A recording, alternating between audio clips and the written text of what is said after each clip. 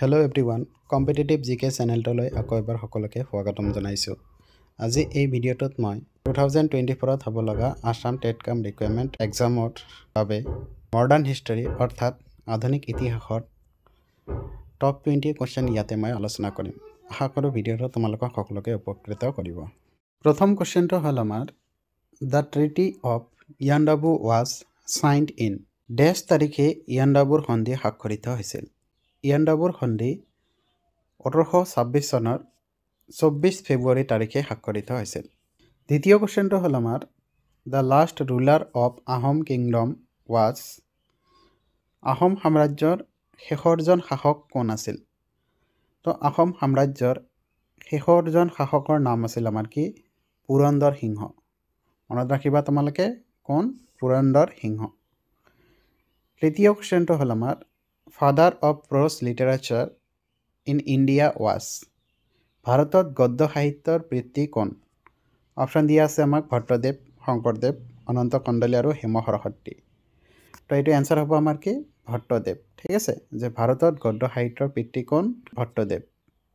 Next আমাৰ কুৱেশ্যনটো হ'ল question number 4 who was the first British commissioner of Assam যে অসমৰ প্ৰথম ব্ৰিটিছ কমিশ্যনাৰ কোন আছিল? অপশ্যন দিয়া আছে আমাক থমাছ ৰ, David Scott, Robertson, Richard Hart Keating. অসমৰ প্ৰথম ব্ৰিটিছ কমিশ্যনাৰজন হ'ল আমাৰ কোন? এইটো আমাৰ অপশ্যন বি হ'ব ডেভিড স্কট। নেক্সট কুৱেশ্যনটো হ'ল আমাৰ question number 5 in which year British annexed Assam যে কোন বছৰত ব্ৰিটিছে অসমক সংযুক্ত কৰিছিল? তো এইটো হ'ব আমাৰ কি 1826 চনত ব্ৰিটিছে অসমক সংযুক্ত কৰিছিল। নেক্সট আমাৰ কুৱেশ্যনটো হ'ল question number 6 who was the first Assamese to fight against the British যে ইংৰাজৰ বিৰুদ্ধে যুঁজ দিয়া প্ৰথমগৰাকী অসমীয়া কোন? অপশ্যন দিয়া আছে আমাক পিয়লি বৰুৱা, পিয়লি ফুকন, গোমধৰ কোঁৱৰ আৰু তুলাৰাম। ইংৰাজৰ বিৰুদ্ধে যুঁজ দিয়া প্ৰথমগৰাকী অসমীয়া হ'ল আমাৰ গোমধৰ কোঁৱৰ। নেক্সট কুৱেশ্যনটো হ'ল আমাৰ question number 7 name the first person of Assam who was executed in the first anti British uprising যে অসমত সংগঠিত হোৱা প্ৰথম ব্ৰিটিছ বিৰোধী বিদ্ৰোহত ফাঁচি দিয়া প্ৰথমগৰাকী অসমীয়া কোন?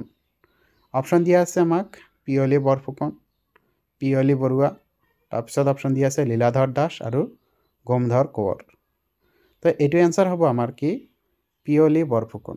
ঠিক আছে, যে অসমত সংগঠিত হোৱা প্ৰথম ব্ৰিটিছ বিৰোধী বিদ্ৰোহত ফাঁচি দিয়া প্ৰথমগৰাকী অসমীয়া কোন? আমাৰ পিয়লি বৰফুকন।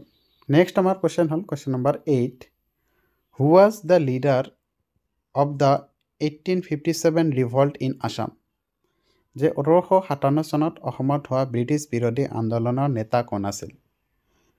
তো 1857 চনত অসমত হোৱা ব্ৰিটিছ বিৰোধী আন্দোলনৰ যিজন নেতা আছিল সেইজন হ'ল আমাৰ কি মণিৰাম দেৱান। ঠিক আছে, মনত ৰাখিবা তোমালোকে, বহুত ইম্পৰ্টেণ্ট কুৱেশ্যন। কোন আছিল আমাৰ মণিৰাম দেৱান। নেক্সট আমাৰ কুৱেশ্যনটো হ'ল question number 9 in which year Assam T company was established যে অসম চাহ কোম্পানী কোন চনত প্ৰতিষ্ঠা কৰা হৈছিল?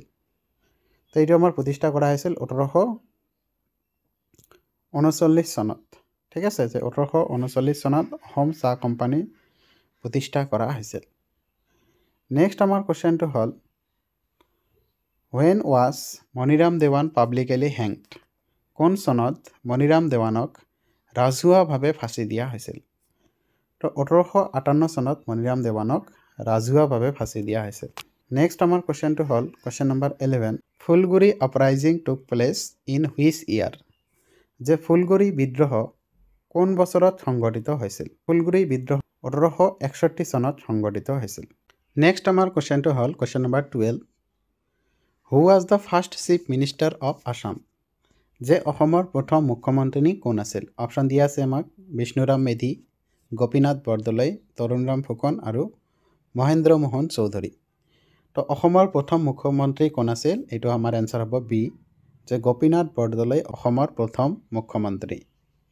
নেক্সট আমাৰ কুৱেশ্যনটো হ'ল question number 13 in 1947 which district was separated from Assam and included in Pakistan যে 1947 চনত কোনখন জিলা অসমৰ পৰা পৃথক কৰি পাকিস্তানক দিয়া হৈছিল সিলেট জিলাখনক কি কৰা হৈছে 1947 চনত অসমৰ পৰা পৃথক কৰি পাকিস্তানক দিয়া হৈছে নেক্সট আমাৰ কোৱেশ্চনটো হ'ল question number 14 who was the only martyr in India to be hanged during the quit India movement যে ভাৰত ত্যাগ আন্দোলনৰ সময়ত ফাঁচীকাটত ওলমি মৃত্যুবৰণ কৰা একমাত্ৰ শহীদগৰাকী কোন আছিল তো এইটো আমাৰ এনসাৰ হ'ব কি কুশল কোঁৱৰ নেক্সট আমাৰ কোৱেশ্চনটো হ'ল question number 15 in which movement Bhogeswari Phukanani died যে কি আন্দোলনত ভোগেশ্বৰী ফুকননীৰ মৃত্যু হৈছিল অপশ্যন দিয়া আছে আমাক ভাৰত ত্যাগ আন্দোলন স্বদেশী আন্দোলন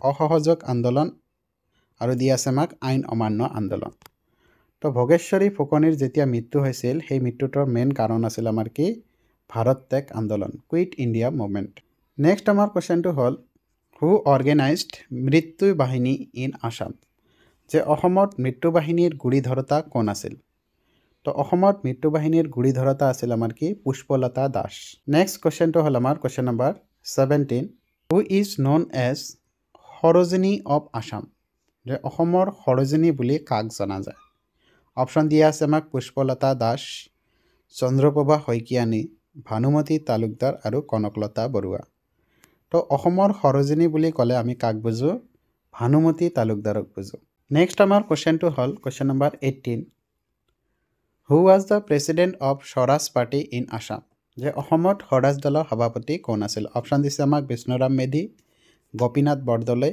লক্ষীনাথ বেজবৰুৱা আৰু তৰুণৰাম ফুকন অসমত স্বৰাজ দলৰ সভাপতি আছিল আমাৰ কোন তৰুণৰাম ফুকন নেক্সট আমাৰ কোৱেশ্চনটো হ'ল question number 19 what was the name of first women martyr in the history of Assam freedom struggle যে অসম স্বাধীনতা সংগ্ৰামৰ ইতিহাসত প্ৰথমগৰাকী নাৰী শহীদৰ নাম কি আছিল অপশ্যন দিয়া আছে আমাক কনকলতা মীৰাবাই নলিনীৱালা দেৱী আৰু দিয়া আছে কি আমাক মাংৰি ওৰাং তো এইটো এনসাৰ হ'ব আমাৰ অপশ্যন ডি মাংৰি ওৰাং নেক্সট কোৱেশ্চনটো হ'ল আমাৰ question number 20 the Assam accord was child under হুজ প্ৰাইম মিনিষ্টাৰশ্বিপ যে অসম চুক্তি স্বাক্ষৰিত হোৱাৰ সময়ত ভাৰতৰ প্ৰধানমন্ত্ৰী কোন আছিল অপশ্যন দিয়া আছে আমাক ইন্দিৰা গান্ধী ৰাজীৱ গান্ধী পি ভি সিং আৰু পি ভি নৰসিংহ ৰাও তো এইটো এনসাৰ হ'ব আমাৰ কি ৰাজীৱ গান্ধী যে যেতিয়া আমাৰ অসম চুক্তি স্বাক্ষৰিত হৈছিল তেতিয়া ভাৰতৰ প্ৰধানমন্ত্ৰী কোন আছিল আমাৰ